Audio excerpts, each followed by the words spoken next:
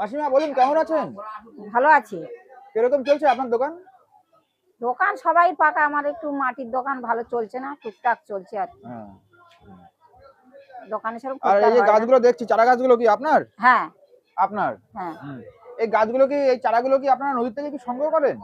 হ্যাঁ, নদীর থেকে ফল তুলে মানে এনে। জলে ভেসে আসে ম্যানগ্রোভ ফরেস্ট থেকে, তারপরে আপনারা হ্যাঁ, জল থেকে সংগ্রহ করেন আর বিক্রি করেন, তাই হ্যাঁ, তো? হ্যাঁ, চারাটা তো। বুঝলাম দর্শক বন্ধুরা। এই মাসিমা চারা গাছগুলো সংগ্রহ করে কিভাবে একটু বলে দিদি। ওই লবণ জলে, ওই ম্যানগ্রোভ ফরেস্ট থেকে এই লবণ জলে ভেসে আসে চারাগুলো, হ্যাঁ, দেখাতে পাচ্ছি দর্শক বন্ধু।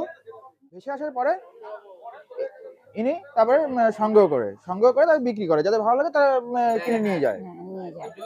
এখানে আছে সুন্দরী আছে, কাঁকড়া গাছ আছে, আরো কি কি যেন গাছ এখানে আছে। এখানে কি কি গাছ আছে মাসিমা?